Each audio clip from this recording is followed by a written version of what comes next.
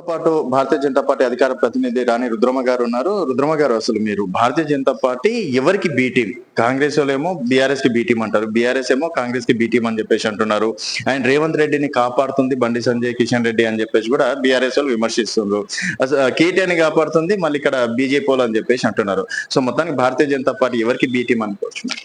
అసలు భారతీయ జనతా పార్టీ గురించి మాట్లాడకపోతే కాంగ్రెస్ పార్టీలకు బీఆర్ఎస్ పార్టీలకు పొద్దెళ్తలేదు.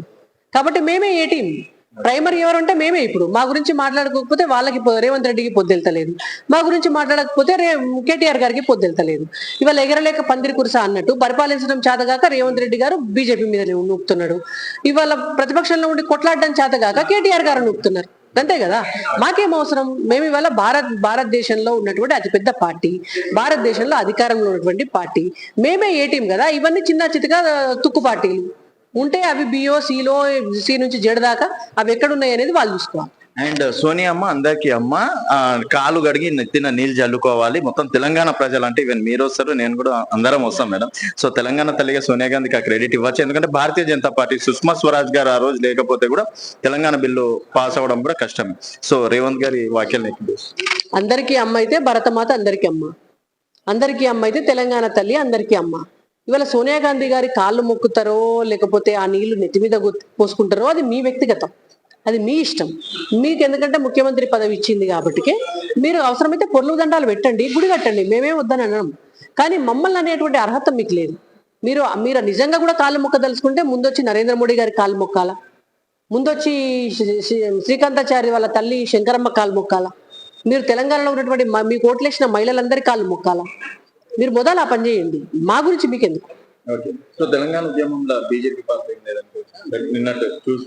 అసలు రేవంత్ రెడ్డి గారు తెలంగాణ ఉద్యమంలో ఉన్నారా అండి?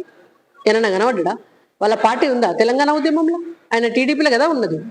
ఆయన పట్టుకొని తెలంగాణ ఉద్యమంలో బీజేపీ ఉన్నదంటే అసలు బీజేపీ లేకపోతే తెలంగాణ వచ్చేదా చెప్పండి. కిషన్ రెడ్డి గారు లాంటి వాళ్ళు తెలంగాణ ప్రజాయాత్ర పోరుయాత్ర చేయలేదా? తెలంగాణ మొత్తం నడిచి తిరగలేదా? ఉద్యమ స్ఫూర్తి నింపలేదా? ఏబీవీపీ విద్యార్థులు ఎక్కడికెక్కడ తెలంగాణ ఉద్యమం చేయలేదా? భారతీయ జనతా పార్టీ అన్ని మోర్చాలు తెలంగాణ ఉద్యమంలో తిరగలేదా? పోరాటం చేయలేదా? సుష్మా స్వరాజ్ గారు లేకపోతే అసలు bill pass అయ్యేదా? Bharatiya Janata party 2 రాష్ట్రాలు, ఒక్క ఓటు 2 రాష్ట్రాల తీర్మానం పెట్టినప్పటి నుంచి కదా అసలు భారతదేశంలో చిన్న రాష్ట్రాల ఏర్పాటు చేయొచ్చు అని చూపించిందే బీజేపీ కదా. తెలంగాణ ఉద్యమానికి స్ఫూర్తే అది కదా. మీకు ఏ తోక తెలియదు, తలకాయ తెలియదు. భారతీయ జనతా పార్టీ తెలంగాణ ఉద్యమంలో లేదు అంటే చూసే జనం నమ్ముతారు. అండ్ లగిచేర్ల విషయంలో మీ స్టాండ్ ఏంది మేడం? ఎందుకు ఎప్పుడైనా సరే లేటుగానే స్పందిస్తున్నారు? మూసీ విషయంలో కావచ్చు, హైడ్రా విషయంలో కావచ్చు, ఒకసారి సపోర్ట్ అంటారు, ఒకసారి సపోర్ట్ లేదా అంటారు. ఎందుకు అంటే రెండు విషయాలు ఎందుకు మాట్లాడడం? ఎవరు చెప్పిండ్రు అట్లా మాట్లాడిందని? ఎవరు మాట్లాడలేదు. మేము ఎప్పుడు రెస్పాండ్ అవ్వాలి అనేటువంటిది మా పార్టీ డెసిషన్ తీసుకుంటాం. ప్రజలకు ఎప్పుడు అవసరం ఉంటే మేము అప్పుడు రెస్పాండ్ అవుతాం.